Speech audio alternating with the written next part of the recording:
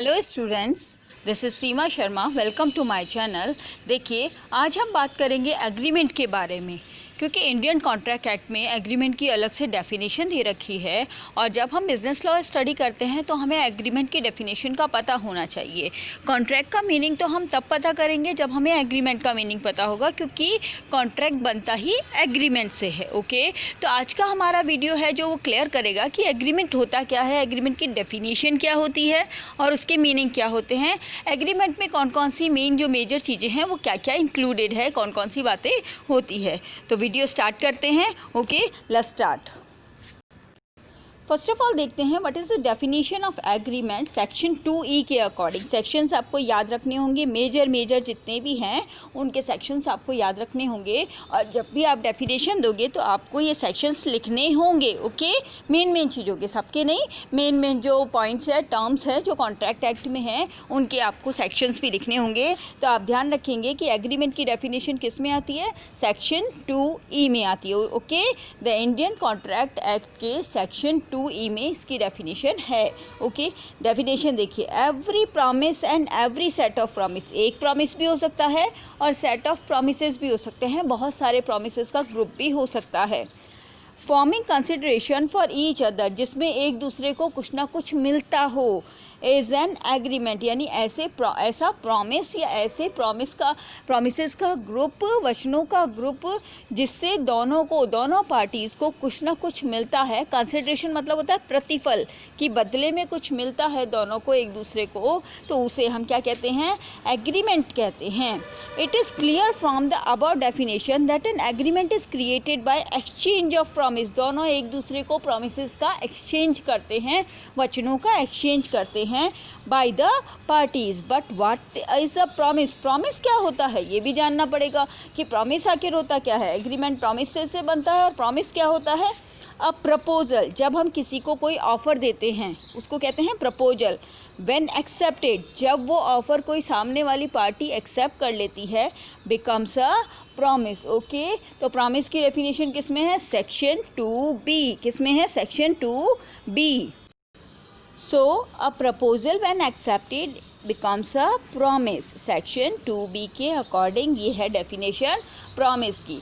जब कोई पर्सन किसी दूसरे को कोई ऑफ़र या प्रपोज़ल देता है और सामने वाली पार्टी उसको एक्सेप्ट कर लेती है, तो वो प्रपोज़ल क्या बन जाता है, प्रॉमिस बन जाता है। ओके, और इस प्रपोज़ल में, इस प्रॉमिस से एग्रीमेंट्स बनते हैं, जब दोनों को कुछ ना कुछ उस प्रॉमिसेस के बदले मिलता है। यानी एक ने दूसरे को और दूसरे ने पहले को कुछ ना कुछ प्रॉमिस किया है और जिसके बदले उन दोनों को कुछ ना कुछ मिलेगा। ओके, तो उसे हम प्रॉमिस कहते हैं और सारे प्रॉमिसेस के ग्रुप को हम क्या कहते हैं, एग्रीमेंट कहते हैं। ओके, चलो आगे देखो। Thus it is clear that an agreement is created when one person propose to another and the other accept it।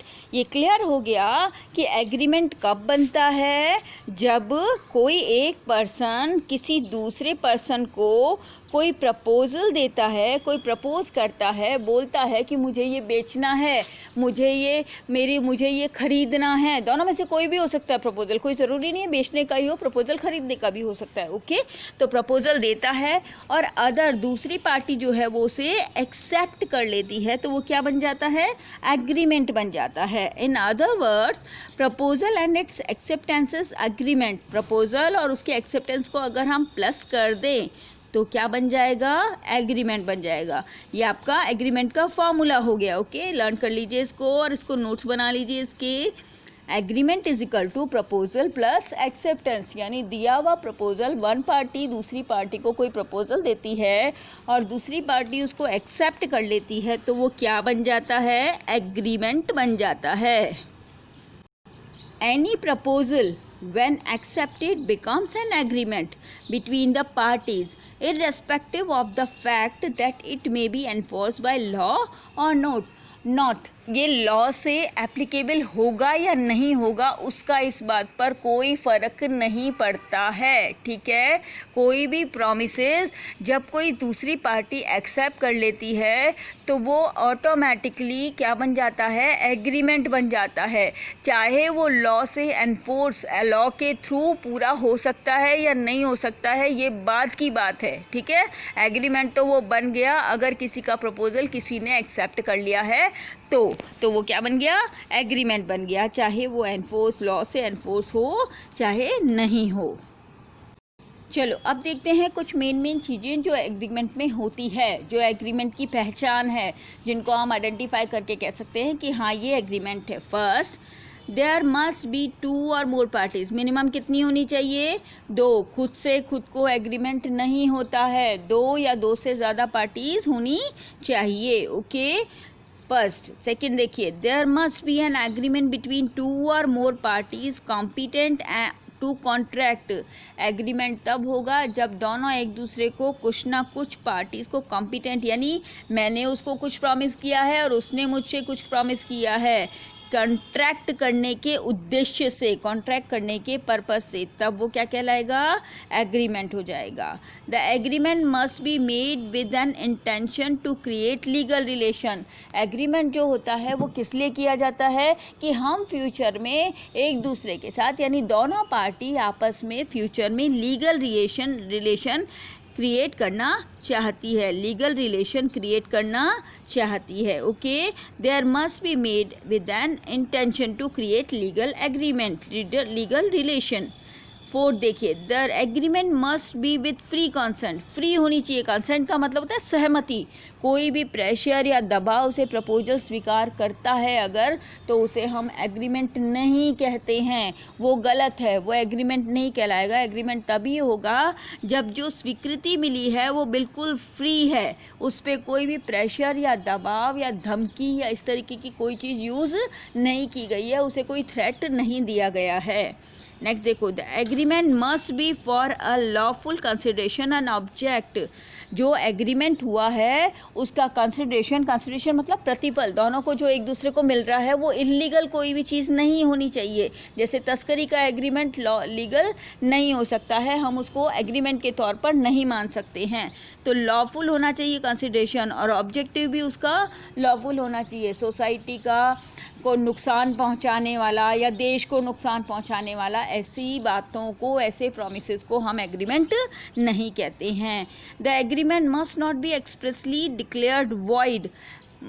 Agreement जो होता है वो ऐसा नहीं होना चाहिए जिसको पहले से ही वॉइड, बेकार कह लिया जाए। जैसे मैंने किसी को प्रॉमिस किया कि मैं तारे तोड़ के लाऊंगा, ठीक है, मैं तेरे लिए तारे तोड़ के लाऊंगा, उसने कहा ठीक है तू तारे तोड़ के लाएगा तो मैं तुझे इतने रुपए दूंगा, ये बिल्कुल बेकार है, व्यर्थ है, ठीक है, ऐसा हो ही नहीं सकता, एग्रीमेंट ही नहीं हो सकता। तो ऐसे एग्रीमेंट जो शुरू से ही इनको वॉइड नहीं बताया है, सही नहीं बताया है, व्यर्थ बताया है, ऐसे एग्रीमेंट को हम एग्रीमेंट नहीं कहते हैं। तो एग्रीमेंट ऐसे नहीं होने चाहिए जिनको वॉइड कहा जाए। All legal formalities must be complied with if required by the governing law। अगर लॉ के अकॉर्डिंग इस एग्रीमेंट में कोई भी लीगल फॉर्मेलिटीज़ की ज़रूरत है तो वो लीगल फॉर्मेलिटीज़ पूरी कर ली गई है, तभी हम उसको एग्रीमेंट कहते हैं, ओके। तो ये सारी क्वालिटीज़ या ये सारी कैरेक्टरिस्टिक किसकी थी, एग्रीमेंट की थी, कि ठीक है, 2 पार्टीज़ होनी चाहिए, ठीक है, उनके बीच में कॉन्ट्रैक्ट की इच्छा होनी चाहिए, उनके बीच में लीगल रिलेशनशिप की इच्छा होनी चाहिए कि वो फ्यूचर में जाकर लीगल रिलेशनशिप क्रिएट करेंगे, ओके। कंसेंट जो है, सहमति जो है वो फ्री होनी चाहिए, कोई भी दबाव नहीं होना चाहिए। कंसिडरेशन और ऑब्जेक्टिव जो होता है एग्रीमेंट का वो लॉफुल होना चाहिए, इलीगल नहीं होना चाहिए, शुरू से ही वॉइड नहीं होने चाहिए कि हाँ ये तो बेकार है, ये तो प्रॉमिसेस ही बेकार है, तो वो एग्रीमेंट नहीं कहलाएगा, ओके। और अगर कोई लीगल फॉर्मेलिटीज़ रिक्वायर्ड है तो वो लीगल फॉर्मेलिटीज़ पूरी की जानी चाहिए। तो ये था आपका एग्रीमेंट की डेफिनेशन और मेन बातें जो एग्रीमेंट कहलाने के लिए ज़रूरी है। हम इन बातों के बेस पर ही कह सकते हैं कि ये एक एग्रीमेंट है या नहीं है। ओके, तो होप करती हूँ आपको समझ आ गया होगा एग्रीमेंट वाला टॉपिक। अगर समझ आ गया है तो बेटा लाइक करो, शेयर करो, और अभी तक अगर सब्सक्राइब नहीं किया है तो प्लीज़ चैनल को सब्सक्राइब करो और नोटिफिकेशन ऑन कर लो, ताकि जैसे ही कोई नया वीडियो आए आपको तुरंत पता चल जाए। Okay, thank you.